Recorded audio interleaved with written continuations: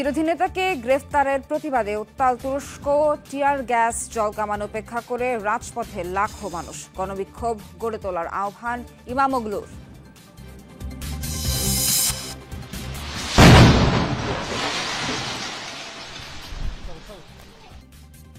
গাজায় চলছে ইসরায়েলি বর্বরতা। সরাসরি সম্প্রচারের সময় ধরা পড়ল আল নাসের হাসপাতালের বিমান হামলার চিত্র। হামাস নেতাসহ 5 জনের মৃত্যু। সিরিয়ায় আসাদের অনুসারী আল ওয়াইট গোষ্ঠীর বিরুদ্ধে সরকারি বাহিনীর অভিযানের পর আবারও সহিংস পরিস্থিতি। নিরাপত্তা নিয়ে শঙ্কায় দেশটির সংখ্যালঘু দ্রুজ সম্প্রদায়।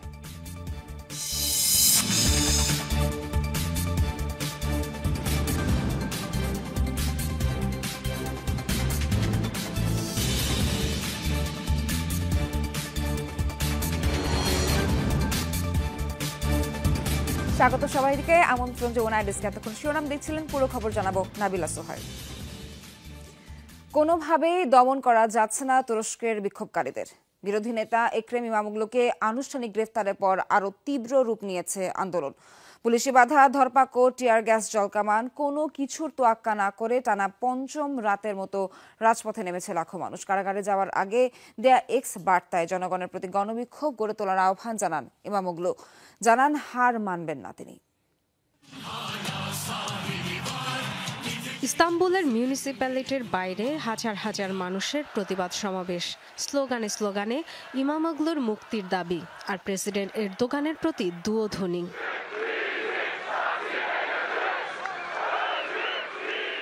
আন্দোলনকারীদের সরিয়ে দিতে চাইলে আবারও পুলিশের সাথে বাধে সংঘর্ষ। ধরপাকড়, পিপার স্প্রে, জলকামান, কোনো কিছুই ঠেকাতে পারছে না বিক্ষুব্ধদের। এক পর্যায়ে ছত্রভঙ্গ হলেও 1 ঘন্টার মধ্যে আবার জড়ো হয় আন্দোলনকারীরা। পুলিশকে লক্ষ্য করে ইটপাটকেল, পটকা ছোড়ে অনেকে। দেশ জুড়ে রাস্তায় সভা সমাবেশ নিষিদ্ধের নির্দেশ উপেক্ষা করে আঙ্কারা ও ইজমিরেও টানা 5ম রাতের মতো রাজপথে নামে হাজার হাজার মানুষ। কিছু জায়গায় শান্তিপূর্ণ কর্মসূচি হলেও সহিংসতা হয় বেশিরভাগ স্থানে। সিএইচপি প্রধানের পাশে থাকায় সমর্থকদের প্রতি কৃতজ্ঞতা জানান দলীয় নেতারা। তুরস্ক যেখানে ইমামোগলুকে প্রেসিডেন্ট হিসেবে নির্বাচিত করতে চায়, সেখানে তাকে কারাগারে পাঠিয়ে লাখ লাখ জনতাকে অপমান করা হচ্ছে। আপনারা যদি এখানে না থাকতেন, টিয়ার গ্যাসের ভয় না পেয়ে রাজপথে না নামতেন, এরদোগান মনোনীত কেউ ইস্তাম্বুলে মেয়র অফিস দখল করে ফেলতেন। চলমান বিক্ষোভের মধ্যেই রোববার দুর্নীতির অভিযোগে আনুষ্ঠানিকভাবে গ্রেফতার দেখানো হয় এরদোগানের প্রধান রাজনৈতিক প্রতিদ্বন্দ্বী 54 বছর বয়সী একরেম ইমামোগলুকে। কারাগারে যাওয়ার আগে এক্স হ্যান্ডেলে দেয়া পোস্টে দাবি করেন সম্পূর্ণ বেআইনিভাবে আটক করা হয়েছে তাকে। স্পষ্ট জানান মাথা নত করবেন না তিনি। গণবিক্ষোভের আহ্বান জানান জনগণের প্রতি। ডরথি দস্ট্রিন, যমুনা নিউজ।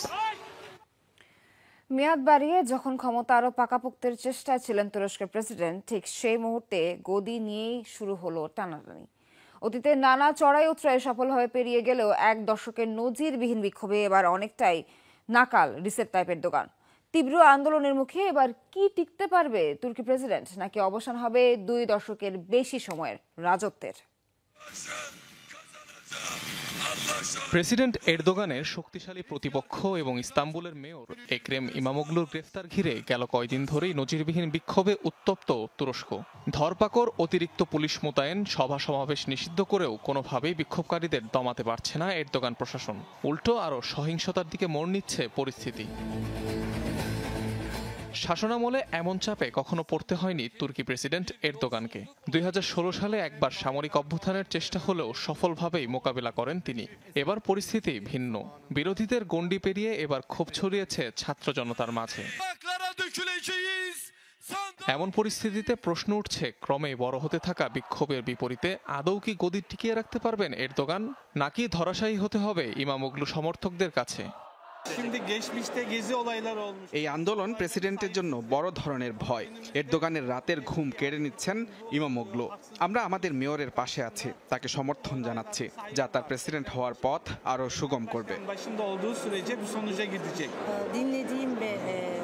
İstanbul'un নিয়ন্ত্রণ রয়েছে ইমামোগলুর কাছে, আর ইস্তাম্বুলের নিয়ন্ত্রকই তুরস্ক নিয়ন্ত্রণ করে। এটা সবসময় হয়ে আসছে। এক্রেম ইমামোগলু এরদোগানের জন্য সবচেয়ে বড় দুঃস্বপ্নে পরিণত হয়েছে। এরদোগান তার সাথে চুক্তি করার চেষ্টা করছেন কিন্তু পারছেন না। আমরা ইমামোগলুকেই প্রেসিডেন্ট বানাবো। বিরোধীদের দাবি, আগামী নির্বাচনের পথের কাঁটাকে সরাতেই গ্রেফতার করা হয়েছে ইমামোগলুকে। প্রেসিডেন্ট নির্বাচনে তার প্রার্থিতার ভোটের দিনই ইমামোগলুকে গ্রেফতার দেখানো হলো। এটা মাফিয়াদের পদ্ধতি। এ ঘটনা তারই বার্তা দেয়। 22 বছর ধরে তুরস্কের ক্ষমতায় আছেন রিসেপ তাইয়েপ এরদোগান। প্রথমে প্রধানমন্ত্রী, পরে প্রেসিডেন্ট হিসাবে দেশটির কর্তৃত্বভার ধরে রেখেছেন 71 বছর বয়সী এই নেতা। তবে সংবিধানে পরিবর্তন না আনলে 2028 সালের প্রেসিডেন্ট নির্বাচনে অংশ নিতে পারবেন না তিনি। এ অবস্থায় আগাম নির্বাচনের ডাক দিয়ে তৃতীয়বারের মতো তুরস্কের প্রেসিডেন্ট নির্বাচনে প্রতিদ্বন্দ্বিতা করতে পারেন Erdogan. Anik Rahman, Jamuna news. Republican People's Party সিএইচপির প্রাইমারিতে ব্যাপক ভোটে এগিয়ে রয়েছেন দলটির নেতা এক্রেম ইমামোগলু। 1.5 কোটি ভোটারের মধ্যে প্রায় 1,30,00,000 ভোটারই সমর্থন জানিয়েছেন তুরস্কের এই বিরোধী দলীয় নেতাকে। দলটির প্রধান এবং ইমামোগলু পরিবারের সদস্যরা বলছেন, রাজনৈতিক প্রতিহিংসার কারণেই মামলা এবং গ্রেফতার করা হয়েছে তাকে। তুরস্কের বিরোধী দল রিপাবলিকান পিপলস পার্টি সিএইচপির প্রাইমারিতে ভোটারদের ঢল। 2028 সালের প্রেসিডেন্ট নির্বাচনে প্রার্থী বাছাইয়ের জন্য এই ভোটের লড়াই। এরই মধ্যে 81টি শহরে অনুষ্ঠিত হয় ভোট। নিজের মতামত জানিয়েছেন প্রায় 1.5 কোটি ভোটার। বিভিন্ন জরিপ বলছে, প্রেসিডেন্ট প্রার্থিতার লড়াইয়ে বিপুল ভোটে এগিয়ে তুরস্কের বিরোধী নেতা ইক্রেম ইমামোগলু। ইমামোগলু আমাদের নেতা। বর্তমানে যে অসমতা, অনিয়ম এবং বেআইনি কার্যক্রম চলছে, একমাত্র তিনিই পারেন এই পরিবর্তন আনতে। ইমামোগলু এরদোগানের ঘুম হারাম করে দিয়েছেন। তিনিই পারবেন সব পরিবর্তন আনতে। এ কারণেই আমরা তাকেই সমর্থন জানাচ্ছি। এ অবস্থায় ইমামোগলুর দলের প্রধান এবং তার পরিবারের সদস্যরা বলছেন, রাজনৈতিকভাবে বিরোধী দলকে দমাতে আনা হয়েছে মিথ্যা অভিযোগ। আমাদের অবস্থান পরিষ্কার, আমরা হার মানব না। এই আটকাদেশ অবৈধ। রাজনৈতিকভাবে এসব সিদ্ধান্ত নেওয়া হয়েছে। সমর্থক এবং অনুসারীদের প্রতি অনুরোধ, আপনারা প্রতিরোধ গড়ে তুলুন।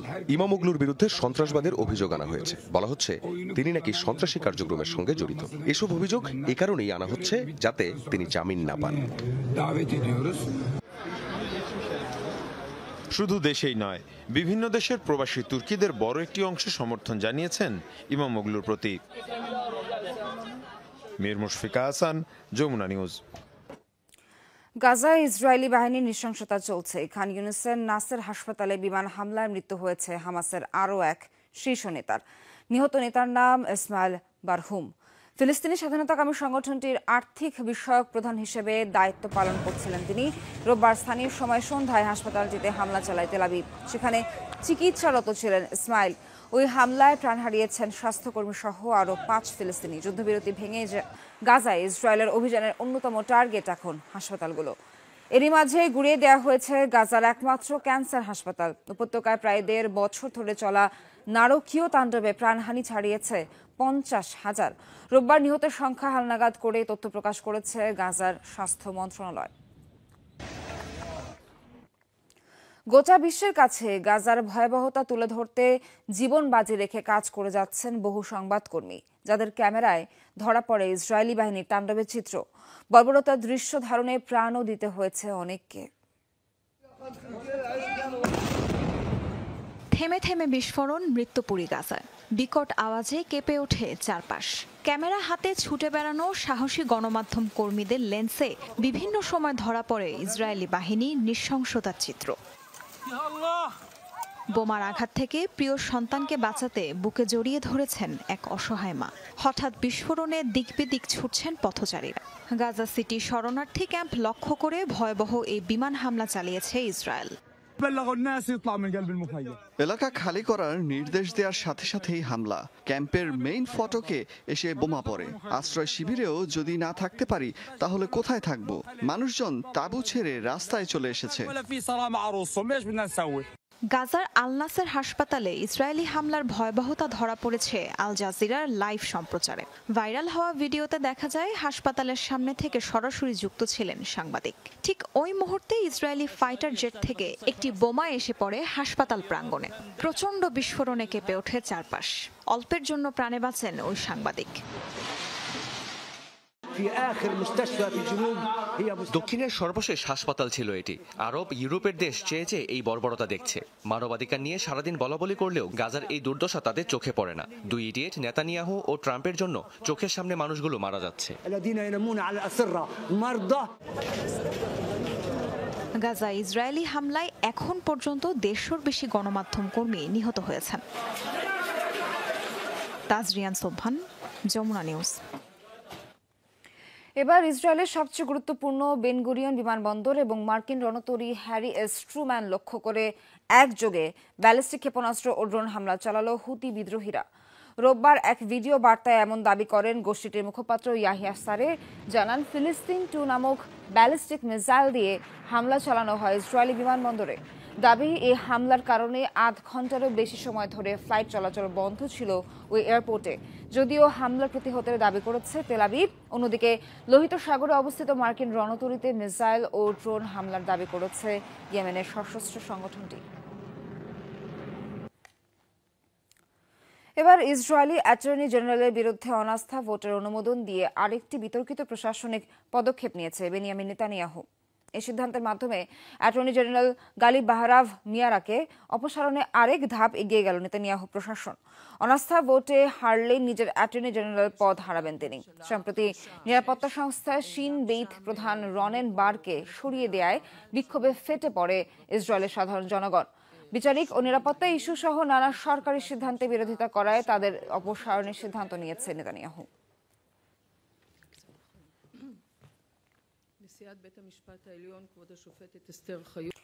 শেষ পর্যন্ত সামান্য এক বনবিড়ালের কাছে ধরাশায়ী হল ইসরায়েল। গেল কয়েকদিন ধরেই সামাজিক যোগাযোগ মাধ্যমগুলোতে ভেসে বেড়াচ্ছে এমন গুঞ্জন শোনা যাচ্ছে, সীমান্ত পাড়ি দিয়ে বেশ কয়েকজন ইসরায়েলি সেনাকে আক্রমণ করে গুরুতর জখম করেছে মিশরীয় ওই বন্যপ্রাণীটি। ইসরায়েলি গণমাধ্যমের বরাত দিয়ে বিষয়টি প্রচার করেছে একাধিক আন্তর্জাতিক সংবাদ মাধ্যম। নেট দুনিয়ায় হামাস নেতার সাথে মিল রেখে করা হয়েছে নামকরণও। গেল কয়েকদিন ধরেই নেট দুনিয়ায় সাড়া ফেলছে এক মিশরীয় বনবিড়াল। বিভিন্ন গণমাধ্যম বলছে সীমান্ত পাড়ি দিয়ে ইসরায়েলের এক সামরিক ঘাঁটিতে ঢুকে সেনাদের উপর আক্রমণ করেছে বন্যপ্রাণীটি। বনবিড়ালের কামড়ে গুরুতর জখমও হয়েছেন বেশ কয়েকজন সেনা সদস্য। এরই মধ্যে সামাজিক যোগাযোগ মাধ্যমগুলো এ ঘটনায় সয়লাভ। বলা হচ্ছে মিশর সীমান্তবর্তী হারিফ পর্বতের কাছে অবস্থিত ইসরায়েলি ঘাঁটিতে হয় এই ঘটনা। তবে সংবাদ মাধ্যমগুলোর খবর, এই হামলার পর পাকড়াও করা হয়েছে ওই বন্যপ্রাণীটিকে। পরীক্ষার জন্য নেওয়া হয়েছে বিশেষায়িত একটি হাসপাতালে। নেতানিয়াহু বাহিনীর উপর আক্রমণের গুঞ্জনে নেট দুনিয়ায় রীতিমতো হিরো বনে গেছে বনবিড়ালটি। মজার ছলে ইসরায়েলি হামলায় নিহত হামাস নেতা ইয়াহিয়া সিনওয়ারের সঙ্গেও তুলনা দেয়া হচ্ছে প্রাণীটিকে। বলা হচ্ছে, যা বহু ক্ষমতাধর আরব নেতা করতে পারেননি তা করে দেখিয়েছে সামান্যই প্রাণী। দ্রুতগতির জন্য অত্যন্ত সুপরিচিত এই ধরনের বন্যবিড়াল, যারা প্রতি ঘন্টায় 80 কিলোমিটার গতিতে ছুটতে পারে। এদের এক একটি দৈর্ঘ্যে 60 থেকে 90 সেন্টিমিটার হয়ে থাকে। 12 থেকে 15 বছর বাঁচতে পারে প্রাণীটি। সাধারণত ইঁদুর, বন্য খরগোশ এবং পাখির উপর নির্ভরশীল হলেও আকারে বড় প্রাণীকেও আক্রমণ করতে সক্ষম ইজিপশিয়ান লিংস। অনিক রহমান, যমুনা নিউজ। ধর্মীয় আর ঐতিহাসিক গুরুত্ব তো রয়েছেই। অনন্য নির্মাণ শৈলীর জন্য সুপরিচিত পবিত্র আল-আকসা ইসলামী ঐতিহ্যের এক অনন্য নিদর্শন হিসেবে ঠাঁই দাঁড়িয়ে প্রাচীন এই স্থাপনা কালের বিবর্তনে একাধিকবার সংস্কারের মধ্য দিয়ে গেলেও এখনও পর্যটকদের আকর্ষণের কেন্দ্রবিন্দু মসজিদুল আল-আকসা। মাত্র 125 বর্গ কিলোমিটার আয়তনের পবিত্র নগরী জেরুজালেমে অবস্থিত এই মুসলিম স্থাপনাটিকে দেখা হয়ে থাকে ফিলিস্তিনি সংস্কৃতি ও জাতীয়তার প্রতীক হিসেবেও। আল-আকসা, যার অর্থ সবচেয়ে দূর। মক্কা ও মদিনার পর এই আল-আকসা মসজিদকেই সর্বোচ্চ মর্যাদার ধর্মীয় স্থান হিসেবে দেখে মুসলিমরা। পবিত্র নগরী জেরুজালেমের পাহাড়ে অবস্থিত মসজিদটি মুসলিমদের কাছে হারাম আল শরীফ নামেও পরিচিত। কথিত আছে আল আকসা প্রাঙ্গণে প্রথম মসজিদ নির্মাণ করেন ইসলামের দ্বিতীয় খলিফা হযরত ওমর। পরে 705 খ্রিস্টাব্দে স্থানটিতে বড় পরিসরে মসজিদ নির্মাণ করা হয়। তবে প্রাকৃতিক দুর্যোগে 2 দফা ক্ষতিগ্রস্ত হয় স্থাপনাটি। যেতে হয় বেশ কয়েকটি সংস্কার ও পুনর্নির্মাণ কাজের মধ্য দিয়ে। মসজিদুল আকসা আসলে কোনো একক মসজিদ নয়, ছোট বড় অন্তত 3টি মসজিদ মিলে 14 হেক্টর জায়গার উপর প্রতিষ্ঠিত বাইতুল মুকাদ্দাস। দক্ষিণে কিবলি, দক্ষিণ পূর্বে মারওয়ানি ও দক্ষিণ পশ্চিমাংশে নির্মিত বুরাক মসজিদের সমন্বয়ে আল আকসা প্রাঙ্গণ। এদের মধ্যে সবচেয়ে আলোচিত আল কিবলি মসজিদ, যেটিকে মসজিদুল আকসায় নির্মিত মুসলমানদের সর্বপ্রাচীন ভবন বলে বিবেচনা করা হয়ে থাকে। মসজিদগুলোর ঠিক মাঝেই অবস্থিত ডোম অফ দি রক। গম্বুজাকৃতি সোনালী এই স্থাপনাকে ডাকা হয় কুব্বাতুস সাখরা নামেও, স্বর্ণের প্রলেপ থাকায় যেটি জ্বলজ্বল করে থাকে। মূলত গম্বুজের নিচে থাকা এক পাথরকে কেন্দ্র করে নির্মিত অষ্টভুজাকৃতির এই স্থাপনা, যেখানে মিলবে ইসলামী এবং বাইজেন্টাইন স্থাপত্য শৈলীর ছাপ। পবিত্র কোরআনের একাধিক স্থানে উল্লেখ রয়েছে মসজিদুল আকসার নাম। বরকতময় ও পবিত্র ভূমি হিসেবে অভিহিত করা হয়েছে স্থানটিকে। সেখান থেকে ইসলামের দীক্ষা নিয়েছেন বহু নবী রাসূল। ইসলামী সংস্কৃতি ও সভ্যতার আদিকেন্দ্র হিসেবেও খ্যাত আল আকসা। প্রতি বছরই আল আকসা প্রাঙ্গণে জড়ো হন বহু মুসলিম ধর্মানুসারী। হামাসের সাথে যুদ্ধকে কেন্দ্র করে এখন অনেকটাই সীমিত করা হয়েছে দর্শনার্থীদের প্রবেশাধিকার। অনিক রহমান, যমুনা নিউজ। শর্ত সাপেক্ষে যুক্তরাষ্ট্রের সাথে পরমাণু কর্মসূচি নিয়ে আলোচনা হতে পারে বলে জানিয়েছেন ইরানের পররাষ্ট্রমন্ত্রী আব্বাস আরাকচি। রোববার তার পূর্বে ধারণকৃত একটি সাক্ষাৎকার প্রকাশিত হয়েছে। সেখানে তিনি জানিয়েছেন, পরমাণু কর্মসূচি নিয়ে তেহরানের সাথে আলোচনায় বসতে হলে আগে 2015 সালে স্বাক্ষরিত ঐতিহাসিক চুক্তি জেসিপিওতেও ফিরে যেতে হবে ওয়াশিংটনকে। এরপর হতে পারে পরবর্তী আলোচনা বা সংশোধন।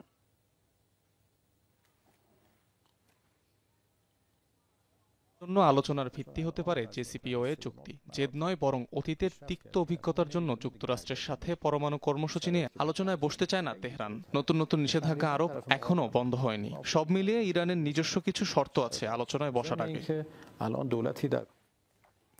পাকিস্তানের পশ্চিমাঞ্চলীয় সীমান্তে সেনাবাহিনীর সাথে সংঘর্ষে 16 জঙ্গি নিহত হয়েছে। রোববার দেশটির ওয়াজিরিস্তান জেলায় এই ঘটনা ঘটে বলে জানিয়েছে পাকিস্তানের সেনাবাহিনী। আফগানিস্তান সীমান্তবর্তী এলাকাটিতে রাতভর সশস্ত্র গোষ্ঠীর সাথে সেনা সদস্যদের গুলি বিনিময় হয়। প্রাণ হারায় জঙ্গি দলটির সবাই। নিহতরা সবাই পাকিস্তানে অনুপ্রবেশের চেষ্টা করছিল বলে দাবি ইসলামাবাদের। তারা সবাই নিষিদ্ধ জঙ্গি গোষ্ঠী তেহরিক-ই-তালিবান পাকিস্তান টিটিপির সদস্য বলে জানা গেছে। গেল কয়েকদিন ধরেই আফগান সীমান্তবর্তী এলাকাগুলোয় পাকিস্তানি বাহিনীর সাথে টিটিপির সংঘর্ষ চলছে।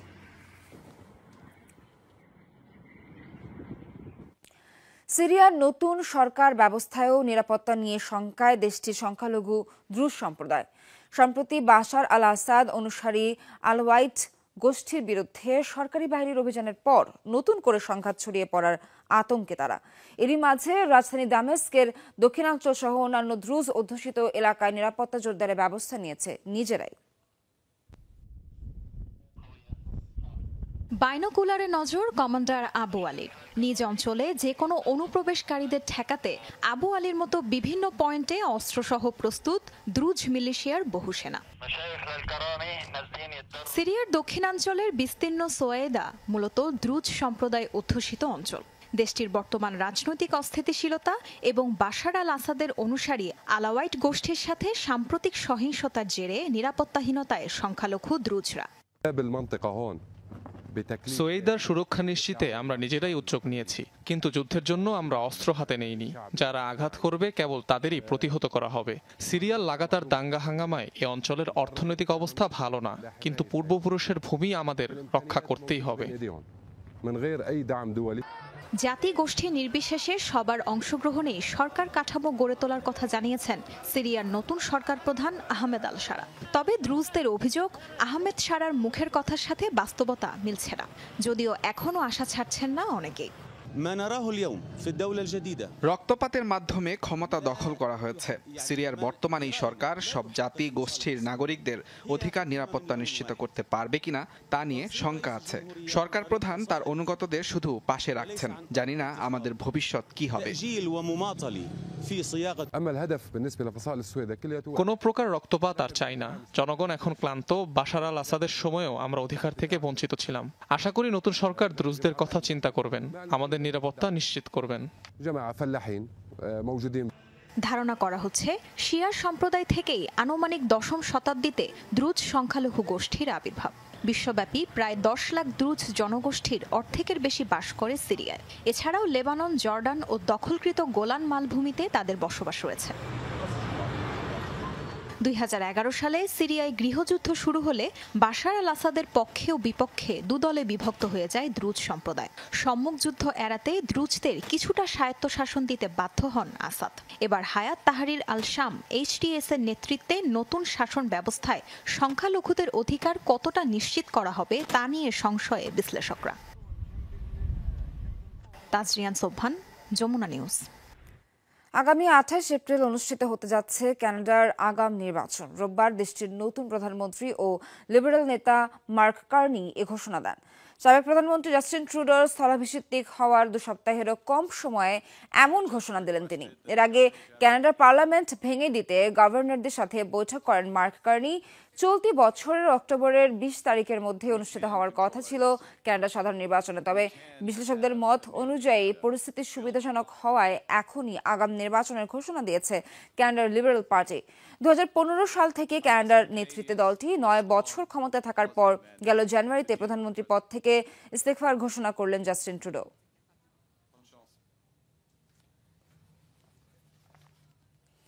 একসাথে দুর্ঘটনার কবলে পড়ল দ্রুত গতির 4টি গাড়ি। একে অপরের পেছনে ধাক্কা দেয় গাড়িগুলো। রোববার ফ্রান্সের রাজধানী প্যারিসে হয়েছে এ ঘটনা। সিসিটিভি ফুটেজে ধরা পড়েছে ভয়াবহ দুর্ঘটনার দৃশ্য। ট্রাফিক সিগন্যাল না মানায় গাড়ির চালককে ধরতে পিছু নেয় পুলিশের গাড়ি। কিছুক্ষণের মধ্যে নিয়ন্ত্রণ হারিয়ে ধাক্কা খায় আরেকটি সিগন্যাল পোস্টে। একে একে ধাক্কা দেয় দ্রুতগতির 3টি পুলিশের গাড়ি। সৌভাগ্যক্রমে চালক যাত্রীরা বেঁচে গেলেও আহত হয়েছে পুলিশ সহ অন্তত 13 জন। পুলিশের সন্দেহ মাতাল অবস্থায় গাড়ি চালাচ্ছিলেন ওই ব্যক্তি। সিগন্যালের লাল বাতি উপেক্ষা করায় তার পিছু নেয় পুলিশ। বারবার গাড়ি থামানোর নির্দেশ দেওয়ার পরও কর্ণপাত করেননি তিনি। ড্রাইভার ছাড়াও আরো 2 জন যাত্রী ছিল গাড়িতে, তাদের সবাইকে আটক করা হয়েছে।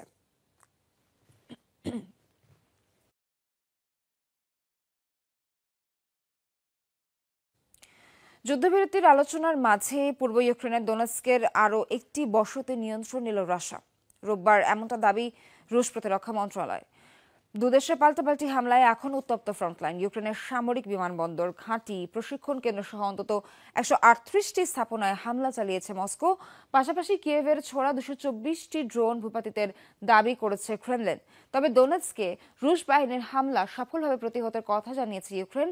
দাবি, এখনও এলাকাটিতে নিয়ন্ত্রণ প্রতিষ্ঠা করতে পারেনি রুশ বাহিনী।